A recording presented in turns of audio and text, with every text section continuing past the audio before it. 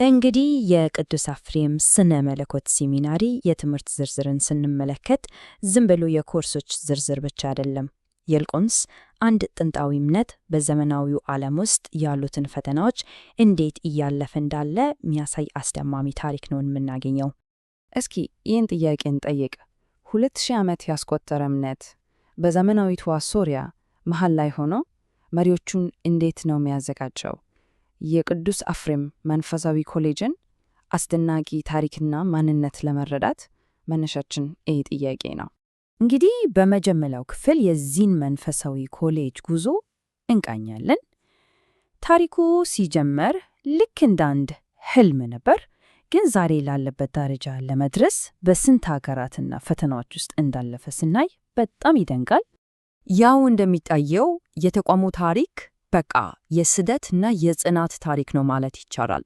በየጊዜው በሚነሱ የፖለቲካ አለመረጋጋቶችና ሌሎችም አስገዳጅ ሁኔታዎች የተነሳ እዚህም እዛም ሲንከራተት ነው የኖረው። ከሊባኖስ ተነስቶ ኢራቅ፣ ከዚያም ተመልሶ ሶሪያ።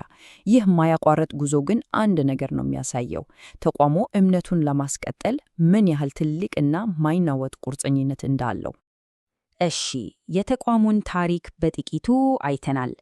አሁን ደግሞ እስኪ ወደ ሁለተኛው ክፍል እንለፍና የአንድ ተማሪን መንገድ እንመልከት። በዚህ ታሪካዊ ተቋም ውስጥ ገብቶ መማር ምን ይመስላል? እንግዲህ ወደዚህ ሴሚናሪ መግባት ቀላል ነገር አይደለም። የአካዳሚክ ብቃትን ማሟላት ብቻ በቂ አይደለም። ያው ከሀገረ ስብከት ጳጳስ የድጋፍ ደብዳቤ ያስፈልጋል። ከዚያም የግል ቃለ መጠይቅ አለ።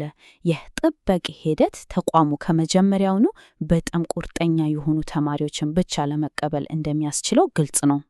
እሺ፣ ከተመዘገቡ በኋላ ተማሪዎች ሁለት ምርጫዎች አላቸው። አንደኛው መሰረታዊ ሆኖ የዲፕሎማ ፕሮግራም ነው። ሁለተኛው ደግሞ ጥልቅ ጥናትና የመመረቂያ ጽሑፍ የሚጠየቀው የባችለር ዲግሪ ነው። በቃ ይህ ምርጫ እያንዳንዱ ተማሪ እንደ የጥሪውና እንደ ያቁሙ የተለያየ የትምህርት ደረጃ ላይ እንዲደርስ ዕድል ይሰጣል። በጣም የሚገርመው ነገር እዚህ ያለው ትምህርት በመማሪያ ክፍል ብቻ የተወሰነ አይደለም።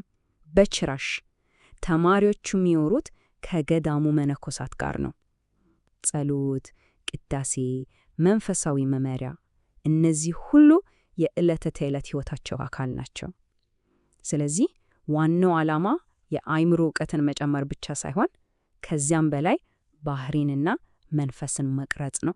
እሺ፣ አሁን ደግሞ ወደ ሶስተኛው ክፍል እንሂድ፣ የጥንታዊ እምነት ትምህርት። እሺ፣ ተማሪዎቹ በእርግጥ ምን ነው የሚማሩት? የትምህርት ስርዓቱ ልብ ውስጥ ስንገባ ምን አይነት ዕውቀትና ጥበብ ነው ያለው? እና የትምህርት ፍልስፍናቸው በጣም ሚዛናዊ ነው። አዎ፣ ዋናው ትኩረት መጽሐፍ ቅዱስና የቤተ ክርስቲያን ትውፊት ላይ ነው። ነገር ግን ከፍልስፍና ከታሪክና ከሌሎችም ሰብአዊ የእውቀት ዘርፎች ጋር አብሮ ነው የሚሄደው። ታዲያ ይሄ ምን ያደርጋል? ተማሪዎቹ ጥልቅ የሆነ ግን ደግሞ ሁለት ገብ የሆነ ግንዛቤ እንዲኖራቸው ይረዳል። እስኪ እዚህ ጋር የሚነሱትን ጥያቄዎች አይነት ተመልከቱ። የጊዜና የታሪክ መጨረሻ ምንድን ነው? ገነትና ሲኦልስ ምንድን ናቸው? እነዚህ በጣም መሰረታዊና ከባድ የሕይወት ጥያቄዎች ናቸው። ይህ የሚያሳየን የሴሚናሩ ዓላማ ለዘመናት የቆዩ መንፈሳዊ ጥያቄዎችን ለመመለስ መሞከር እንደሆነ ነው። በቃ አሁን ደግሞ ወደ አራተኛው ክፍል እንለፍ። የተቋሙ ተጽዕኖ በሶሪያ ብቻ የተወሰነ አይደለም፣ በጭራሽ። ይህ ሴሚናሪ ልክ እንደ ልብ ሆኖ ነው በዓለም ዙሪያ ለተበተነው ማህበረሰብ የሚያገለግለው። እስኪ እንዴት እንደሆነ እናም የቅዱስ አፍሬም መንፈሳዊ ኮሌጅ በጣም ማዕከላዊ ሚና ነው ያለው። ከአውሮፓ እስከ ህንድ እና ቱርክ ድረስ ከተቋቋሙ ተመሳሳይ ተቋማት ጋር ጠንካራ ትስስር አለው።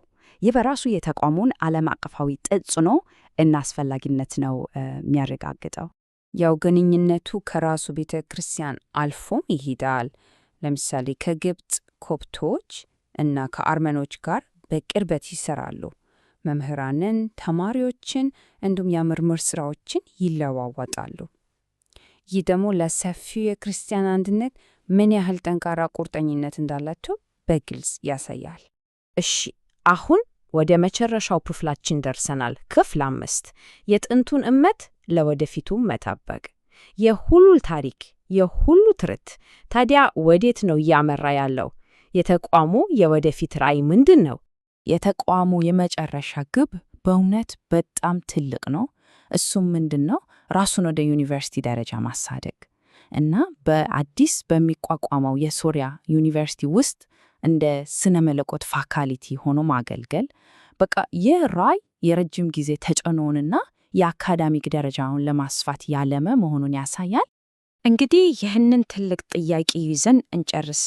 በዚህ ያለማቋረጥ በሚለዋወጥ ዓለም ውስጥ እንደዚህ አይነት ጥንታዊ ጥበብን ለሚቀጥለው ትውልድ ለማቆየት የሚተጉ ተቋማት ሚናቸው ምን ሊሆን ይችላል?